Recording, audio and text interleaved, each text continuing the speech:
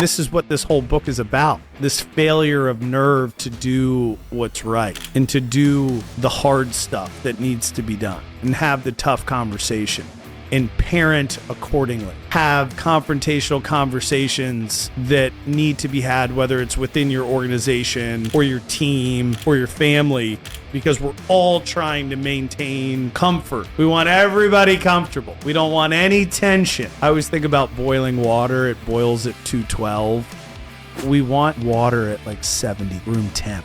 In reality, you think you're at 72, but really you're at like 210, and you don't realize you're holding it in. And you're holding it in to maintain comfort. And you're not having those tough conversations.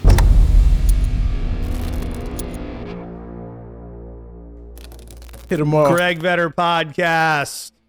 We're discussing my new book, Backbone, Stop Being Weak and Do What's Right. This is the comfort trap. We're going to talk about comfort. Episode or whatever you want to call Part it. 2. Part 2. There you go. Yeah. And there's some highlights of it, but at the end of the day, we were talking about it last time, and I think that I'm a good translator for complex personal development and success theories. I can break them down for the common man. I would love to hear that. I've been listening to a lot, like I said, a lot of motivational speeches or talks in the morning. Start now. You know those titles. Yeah. Start now. Yeah. What are you waiting for? Be more consistent. Don't be a bitch. Yeah. The funniest one is like you'll see just the most extreme shit ever, and it'll be like a fucking roid head at the gym. Just fucking squatting 5,000 pounds. They're like, don't be a stupid little bitch. And you're just like, jeez, man. Like, okay. All right. Yeah, but, so I've been listening to them, and, I take the tidbits from each. But as I said before, all of them seem to have the same. It's just the basic things in all of them, and then they just tell their version of what that specific need or what that little basic fundamental need is and how to compound on it in their own words. It's like every motivational book is a principle from Napoleon Hill's Think and Grow Rich. Yes. Every single one. I don't know if I've ever heard a new theory on personal development that wasn't in that first book. I don't think it's no new theories. Yeah. Well, I haven't read one that I can think of. I mean, there's always new ideas and new facts, but in the grand scheme of like, get your ass up and find that fucking dog, it's all in Napoleon Hill's Think and Grow Rich. So I think one of the things that I talk about in this book is comfort and this comfort trap. And this is peanut butter spread across everything in our lives today. I mean, parenting, relationships, shopping, information.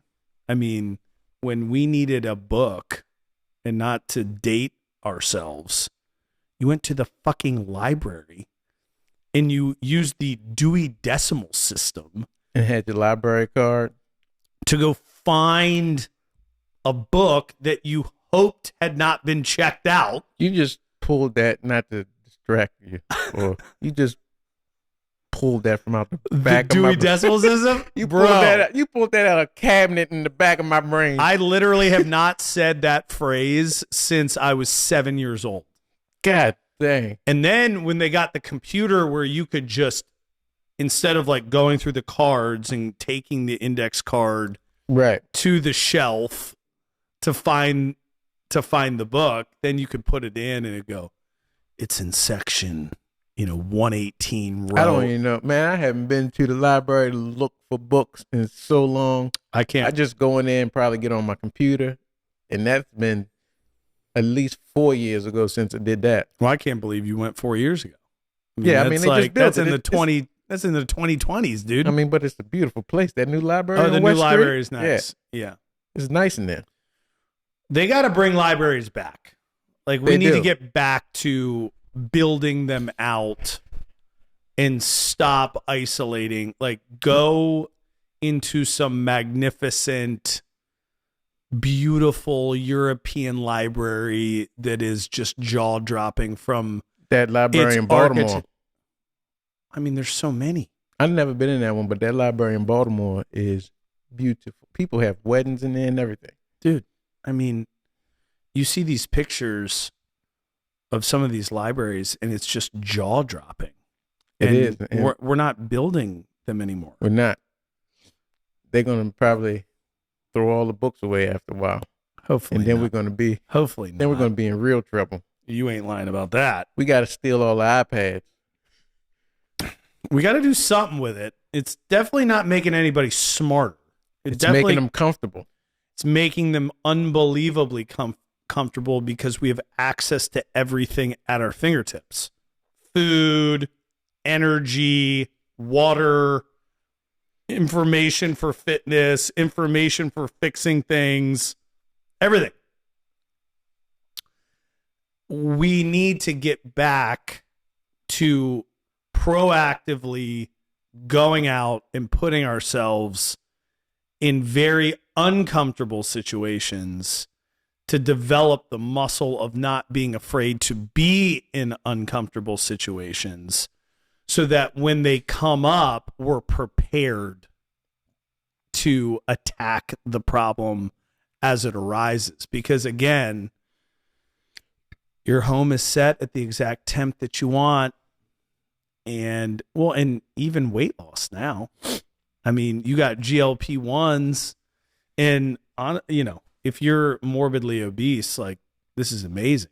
Yeah, to get down to something that's manageable. And that's manageable. Right. Quickly. Before you die. Yes. But at the same time, it's like we've removed the hard work of losing weight. Tell me about it. I've been trying to get this 6-pack.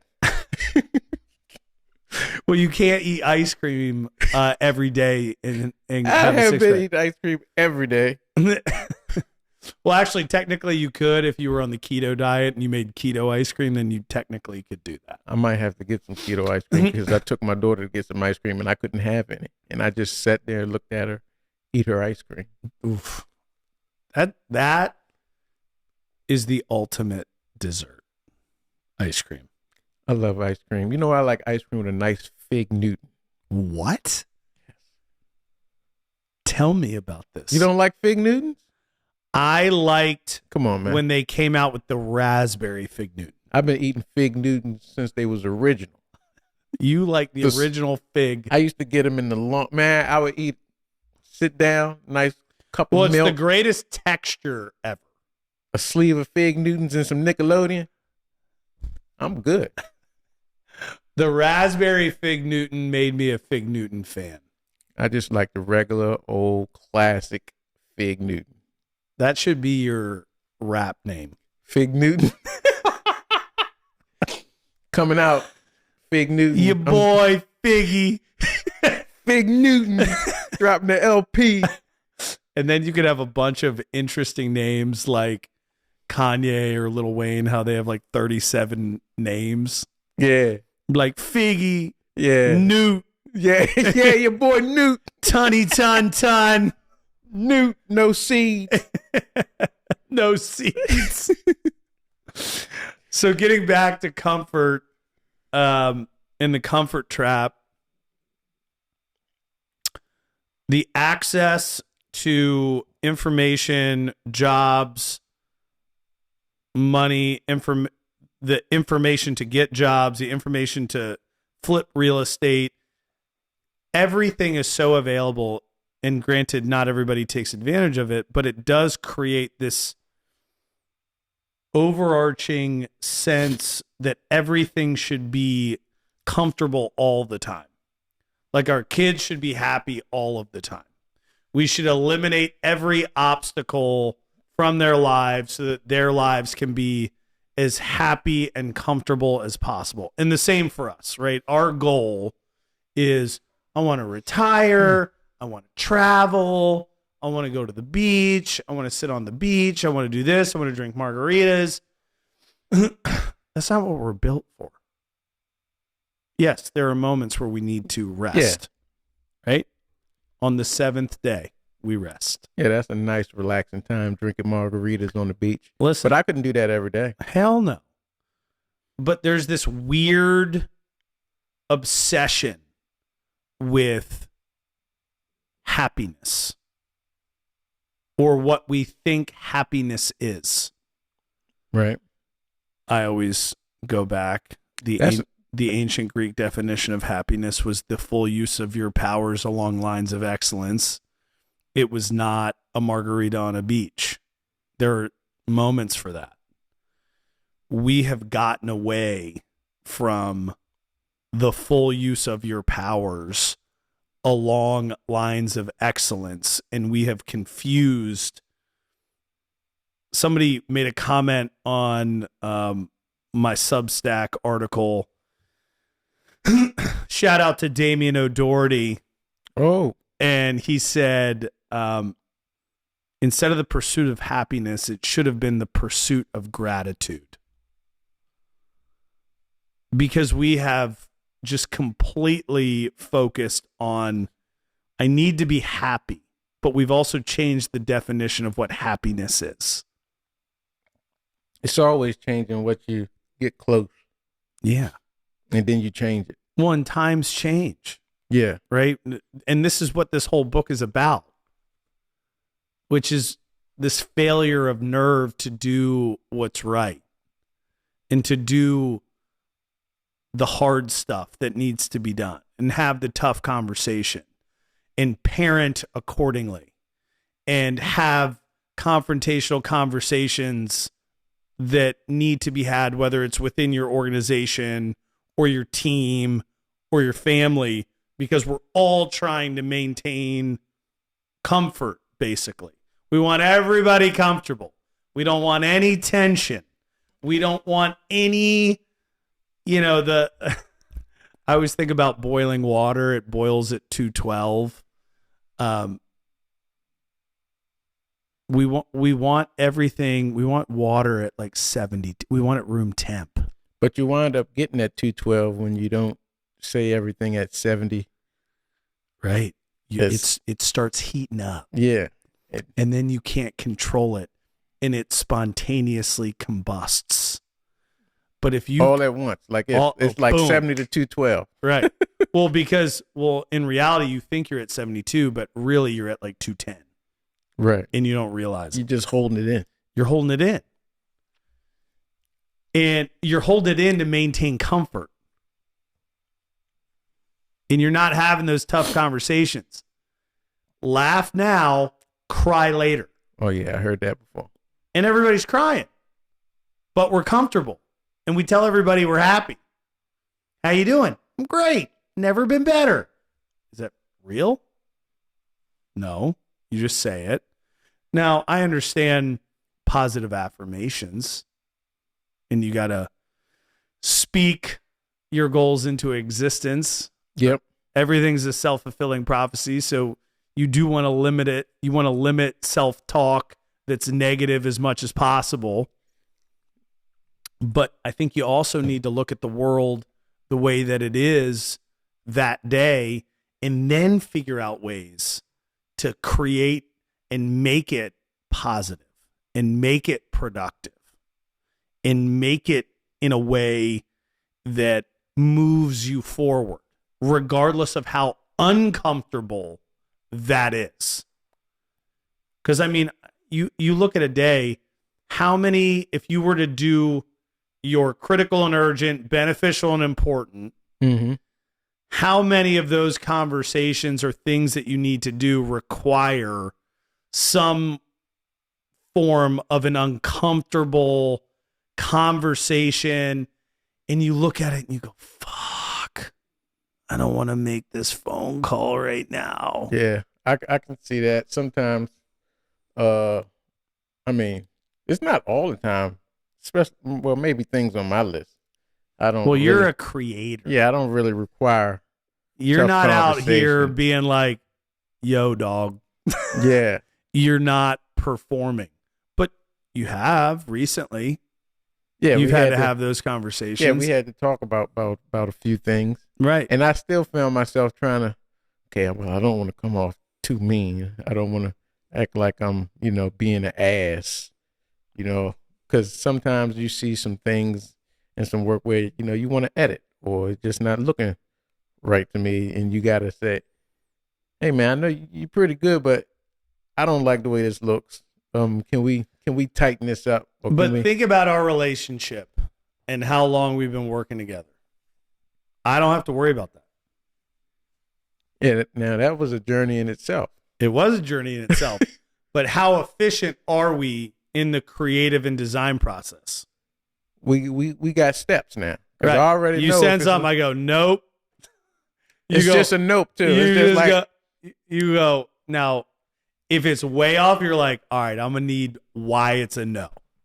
But sometimes if it's a first iteration and I just go no, usually, and I'd say 8 out of 10 times, you come back with something that is dramatically better. And then we just have to make tweaks. Yeah, that's usually so. Yeah, we got that down to like a science, and I already know if it's like a whole day of tweaking or a whole day of not that one, or not that one.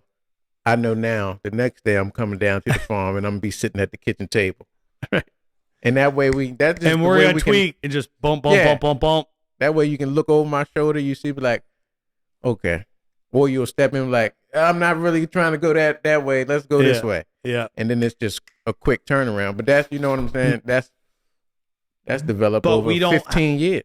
But we don't worry about uncomfortable conversations. No, because there's a culture of transparency. And this goes back to the confrontational conversation template, where the first time you have one, you follow it, the fierce conversations template. You know that I care about you. You know that I'm going to say these things because I want to work to, here are the things that I'm seeing. Boom, boom, boom, boom, boom. Here's how I've contributed to them.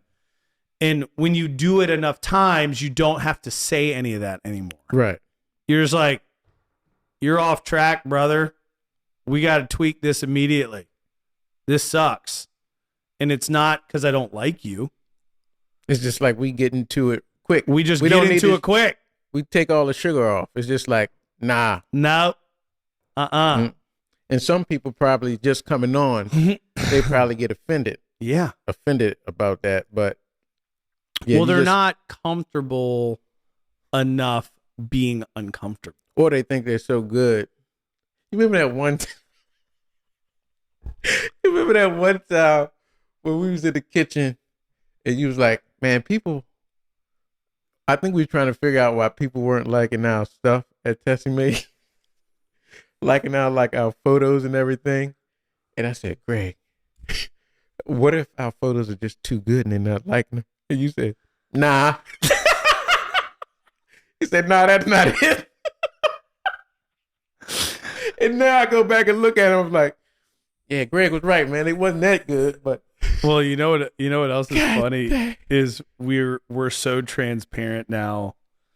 Do you remember when we were working with, I forgot what his name was, and he did something and it just kind of like sucked.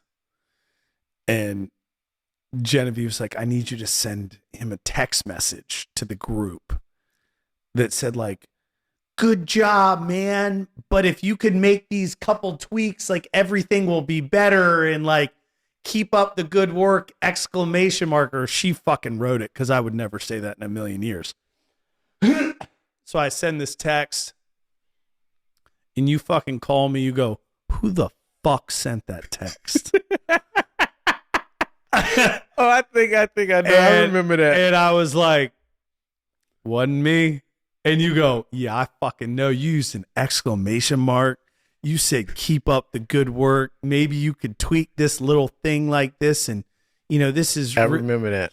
and you were like, you would never say that shit. And Yeah, I was you like, would never say that to me. I was like, yeah, that wasn't me. I knew you didn't say And that. you said something else funny. You go, man, why don't you start saying that shit? I go, because it's a fucking waste of time. We want to get the thing done Right. to its greatest capacity in the development of the idea or the packaging or whatever it is. And pussyfooting around to get it done there's no backbone in it. It's a failure of nerve. And you're trying to maintain comfort in a relationship that's probably too fragile to sustain itself. And that maybe is the other thing about comfort. You're trying to keep something alive that shouldn't be alive. And that's the thing. And now, I just posted something today. It was you don't win or lose, you always learn. It was something around that. Well, that's true.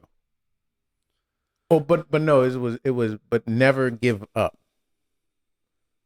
So what you say in the comfort thing, you get so comfortable you don't know when to let it go or something you just said just now? Well, maybe you're trying to keep a relationship alive that's just not going to work. Okay. Because how do you what's the word? Differentiate? Yeah, differentiate it from moving on versus quitting. I think that's like, cause somebody like me, like, you ain't gonna make me give up, or you ain't gonna make me quit. I'm gonna keep going. I'm not quitting. I'm gonna keep rolling. It all comes down to critical feedback and constant evolution. You are going to find a way to win, and so you win. What I'm talking about are people that are too sensitive to make the adjustments required to win. Oh, like when I was ready to quit, because you told me, like, man, fuck this. Like in the first year? Yeah, it was like the first, maybe the first year. Well, you told me the story. I didn't know, but I had given you feedback on something. Yeah. And you said you went back to your little office. We're like, man. Everybody like my shit. I don't need this shit. And you were like, man, fuck Greg. I remember that, but hey, man, I don't know if I wasn't at the end of my rope, but I tied the knot and I hung on. But that was just part of the evolution. So I got over that stage and I moved to the next level where I believe some of those were some of the best of my growth years as an artist, as a creative, as even taking on more responsibility and having more responsibility to things and keeping things, Dude, I worked under so many people. Yeah, dude, a couple years ago, you locked in. Like you crossed over into elite status. And you've always been elite creatively, but the timeline that it took for you to get something done was longer than anybody was willing to wait. And then you figured out how to be creative in an efficient manner and develop products while receiving critical feedback in a mature way to develop things at an unbelievable pace. Because that's what it is. Like if you give anybody unlimited time. Unlimited? Right. You give them unlimited time. They can do it. Yeah. Right? Like if I say, dude, draw me the greatest eyeball ever. And you have unlimited time. Okay, great. Yeah, you can do that in fucking 5 years. Like you can individually draw every color within the eye. The eyelashes are magnificent. If I say, dude, I need it in 2 weeks, that's where you figure out who can find this balance of beauty, artistic creativity, the ability to execute, meeting deadlines, and getting it to a point where it's good enough. right? That's the Above thing. that 85% threshold of, man, that's really good. And then tweak it from there on Right. out. You know, some things where, and not to deviate But side too note, much. that's uncomfortable. Yes. Nobody wants that equation. But Yes. that equation is the equation. Fast and good. Right. Fast and good while receiving shitloads of critical feedback on something that they're not an expert in terms of the actual craft. So you got to listen to people go, man, that sucks. Well, why? Well, I don't know why, but just make it not suck. I hate that feedback. Right. But then I'll be like, okay. So what do you want? I don't know. yeah, I don't know, but I know it's not this. That's not it. Okay. I'm like, all right. But yeah, I think that happened to me probably around the when we started doing those dressings, and then we did the Jerry Garcia and all that. That's when I took and then the final stage was when we rebranded all of the bottles. Yeah. And then I had to do everything that the agency did for the first one. Like, I rebranded them, I edited them, I took the photos of them. Yeah. Then I put them up on the website. I think I rebuilt the website. Yeah, we did. Yeah, so we did it in like a month. yes. We sat there. I know it was We chose every Pantone combo, every vegetable and herb combo. I had to get a Pantone book. Fucking Pantone books you ordered. Then we then we had to hand draw the designs of the, like, I remember we had like a lemon shape. We liked it, but then we needed a whole one. So then you drew what the equivalent of it would be. And we did that across, I don't know, 10 dressings or something. Yep. That was nuts. But anyway, going back to the comfort trap.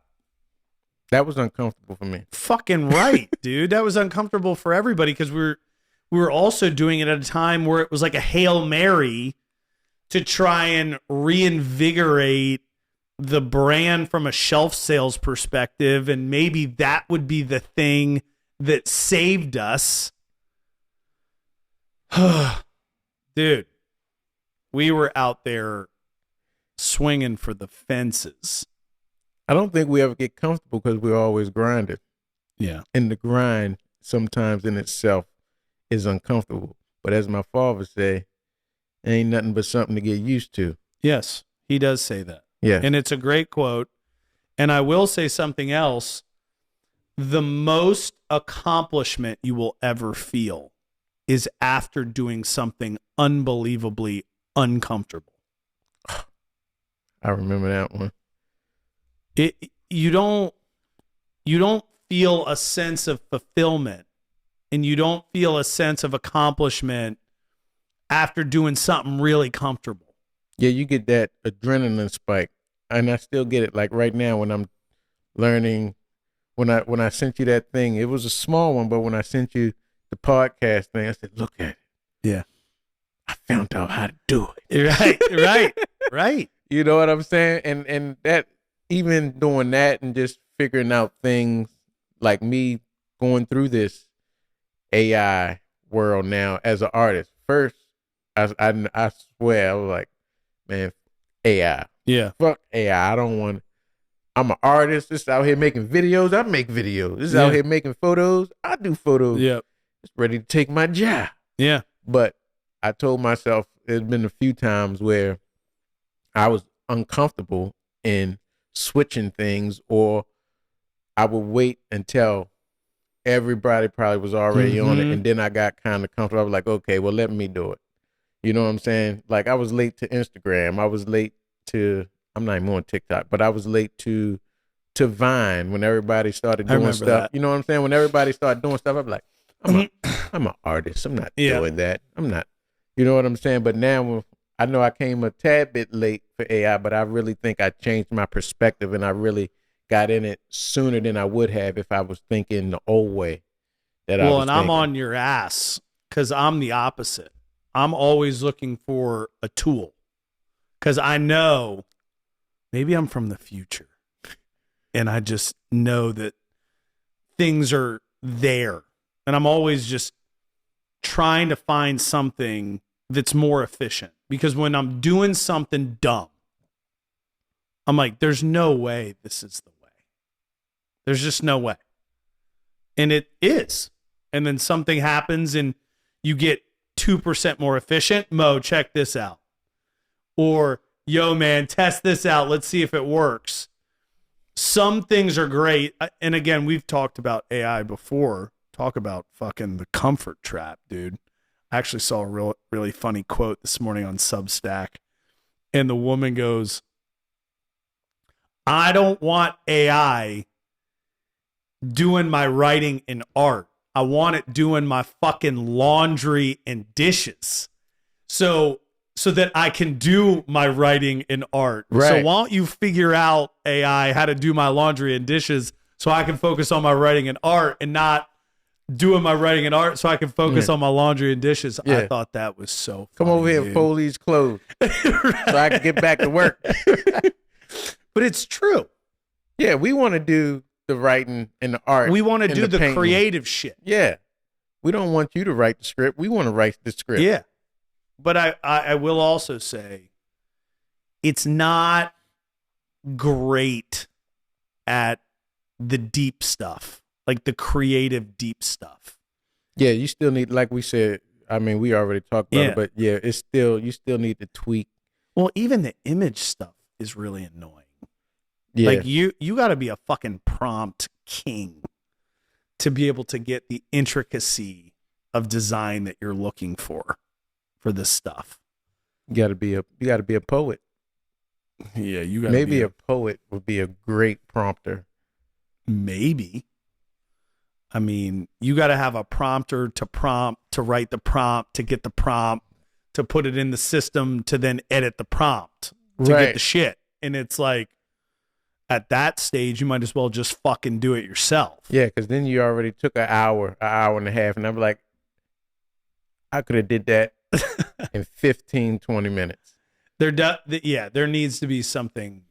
Again, some of the stuff that's popping out now in terms of like video is insane. Yeah, well, yeah, you're not going to do that in no 15, 20 minutes. No, but the picture editing stuff, I mean, it's all cool, and it's an amazing tool. And I think it is going to be amazing for people like us that are already creating and have been creating the hard way. And now we can create so much more so efficiently that, you know, the world should be our oyster in theory. We'll see. Right. But the comfort side versus being uncomfortable,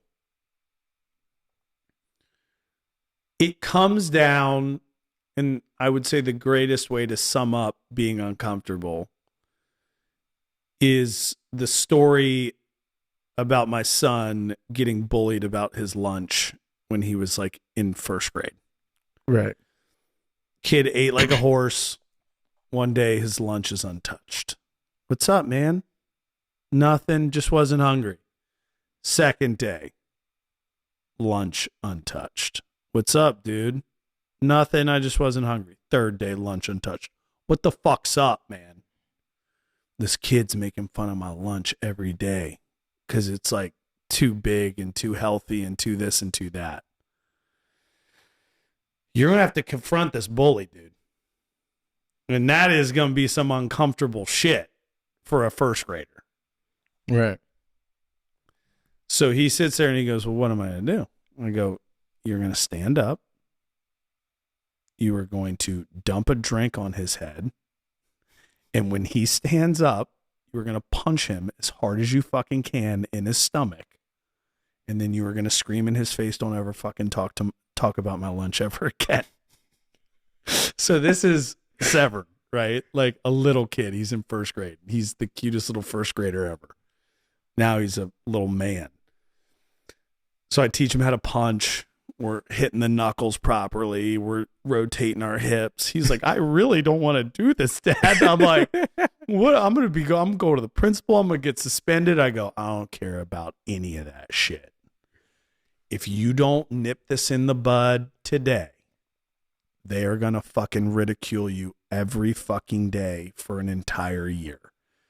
And that's a different form of comfort or uncomfort. Yeah. So we talked through it. I'm like, I'll be waiting for you at the bus stop. And I got my phone on for when the principal calls me. So he gets off the bus. I go, I didn't get a call from the principal. And he's like, so this is what went down. Kid was talking shit about my lunch. I got up, dumped a drink on his head. He was in shock. He didn't stand up. I said, don't ever talk about my lunch ever again. I didn't have to punch him. I sat down, finished my food. I think that's the end of that. And I'm like, damn, bro. I'm like, were you ready to punch him? He's like, I was going to do it if I needed to. Kid never talked shit about his lunch ever again. And the lesson on bullying was learned. It was very uncomfortable. He was prepared to be in a very uncomfortable situation. But that uncomfortable situation outweighed the uncomfort that I think he was feeling with them talking shit about his fucking lunch. Yeah, because that's uncomfortable in itself. Right. And so this whole thing of the comfort trap that we're in, we're all in some version of that. Could be at work. You hate your job, but it pays you a lot. The golden handcuffs, whatever. Right? Could be a relationship. Hate your wife, but you're married. You have kids. You figure out a way. Regardless, if you're laughing now, you're going to cry later. Right. And I think the biggest issue that we have today is a failure of nerve, no backbone, and a complete and constant dedication and commitment for this false sense of comfort in the world instead of doing what's required. And that's how I think about it. So it's just all basically now doing what's required, no matter how it makes you feel. Yeah. And no matter who you think feelings you might hurt. But if it's right and it needs to be said, you need to say it and you need to stand on it. That's what I think. I mean, it's not easy. I have multiple horrible conversations every day. But it's a muscle that gets developed. You look at it on your to-do list and you just go, fuck. Right. So how can someone who read this book and now they're looking like, okay, I can see some areas in my life where I need to, pep it up a little bit. Yeah. Like you said it's just something that you learn. So what you just start. I know for you, you just say you're going to do something. It depends on the situation. You should, in all things, start small. Right? Have a little conversation that you need to have, that you're uncomfortable having. Something I used to do to mentally prepare myself for battle at work was in the fast lane, driving to the tree fort, flashing my brights to someone that was in the fast lane because it's a passing lane. Right. Well, there's a high probability that there's then going to be some version of a conflict after the flashing of the bright. Out the window. Middle finger. It's the Maryland-Baltimore area. Road rage is happening on a daily basis. So, you got to be prepared for whatever you're doing.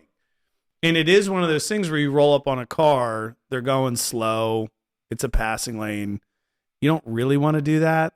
Because it's like, is this really worth it? Yeah. Will they just eventually get over? But I started using that as my pressure test for the day. Was I willing to kind of engage Right. And some uncomfortable activity. Yeah. I can feel you on that because nowadays you don't know what somebody's going to do in the Dude, car. It's crazy. I know if somebody hit me, I'm always ready to fight.